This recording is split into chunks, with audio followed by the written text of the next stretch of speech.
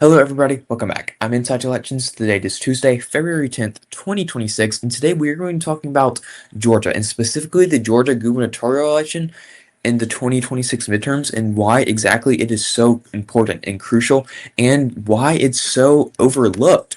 Because I'm sure that you've probably heard about nearly every single major election that's happening in the 2026 midterms, but the Georgia gubernatorial election, maybe not so much, and it actually has a very substantial large impact on the future of politics in this country. Okay, now before we get into this news, I just kind of want to say something real quick.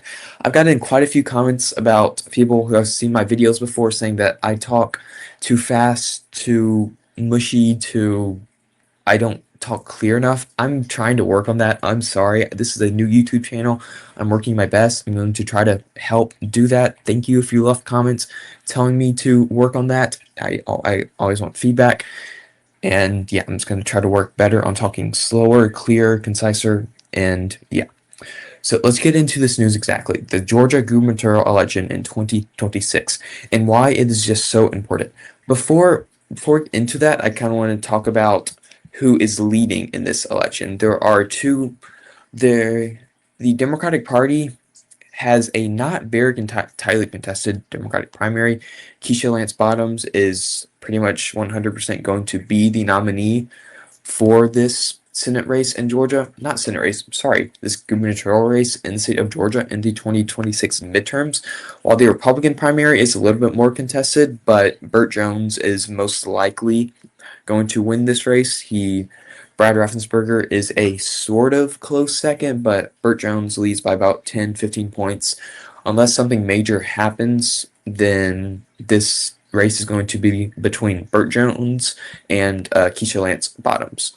And now these two candidates, none are stellar. None are the best candidates that either party could field whatsoever. Those two candidates would be Brian Kemp, in the current Republican governor in the state of Georgia, but he's term limited. He cannot run again. And for the Democratic Party would most likely be John Ossoff or Raphael Warnock, but they are both in the Senate. And right now, if one of them were to leave the Senate to run for governor, that would mean the other Senate seat would be vacant and the Republican governor would be able to fill it in or with a Republican. And that's also sort of why I want to make this video and why it's important, is that the governor of a state can fill in a Senate seat if a senator retires. And the reason that's important is because Senator John Ossoff is running for re-election in the state of Georgia for Senate in 2026. You've probably heard about it. But he did a campaign rally a few days ago, and it was a strong rally for John Ossoff, for the Democratic Party as a whole. I really encourage you to look at this rally, watch some clips. It was John Ossoff, he's a really good candidate, and so a lot of people agree with me. Now, I know this is literally a Twitter post, but I tend to agree that John Ossoff would be a very solid Democratic contender for the 2028 presidential election.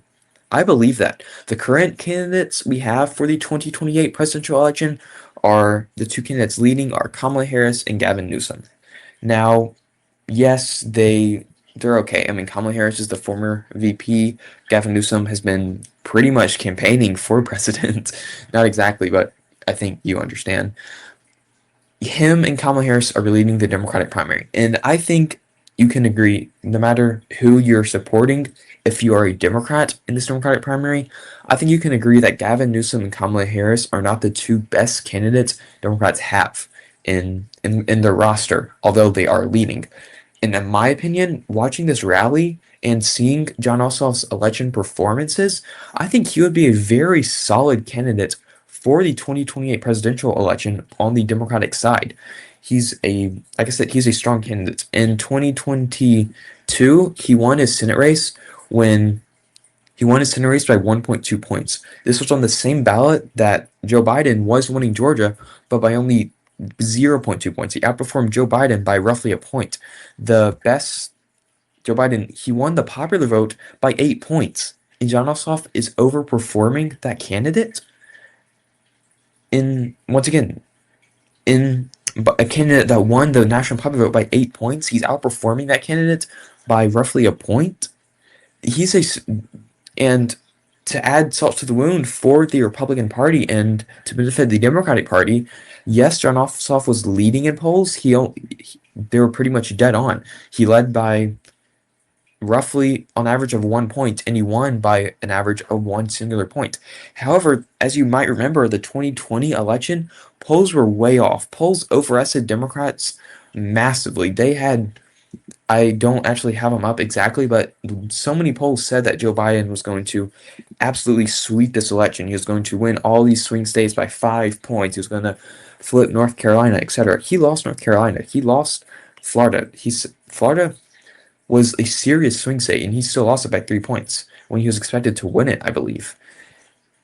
And Democrats were underperforming in these polls by large margins. John Ossoff, however, you can take it as either he performed as polls said, or he overperformed polls, because in the same polls that John Ossoff was leading by 2 points, Joe Biden was leading by even more.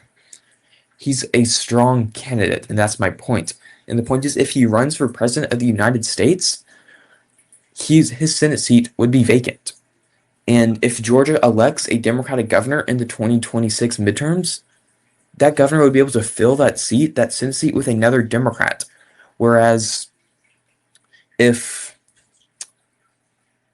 a Republican wins this gubernatorial election, they would be able to fill that Senate seat with a Republican, which means that John Ossoff would not run for president of the United States, which he could be the key for Democrats to take back the White House in 2028. I know this seems so distant in the future, but it's really not.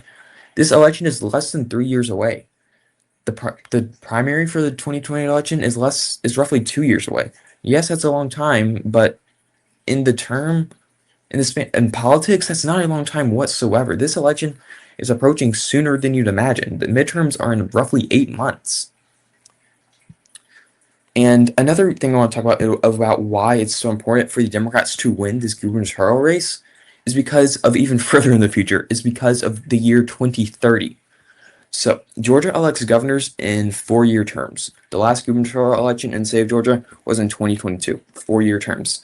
This means that if Democrats win this gubernatorial election in 2026, the candidates would take office in January 2027. This means that they would leave office in January 2031.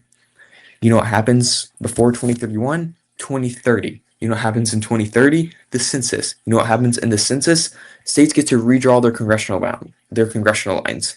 And look at Georgia real quick. Georgia has a very gerrymandered map for the Republican Party.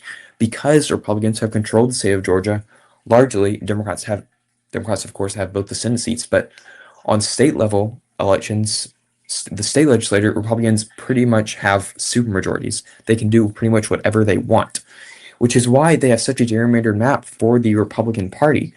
They have, in a state that is 50-50, a state that Joe Biden won in 2020, a state that Kamala Harris barely lost in 2024, a state with 2 Democratic senators. It's a 50-50 state. However, Republicans have 9 seats in its congressional maps, to Democrats only having 5 seats. And what's even more astounding about this is that Democrats have literally no chance whatsoever of winning any of these Republican seats.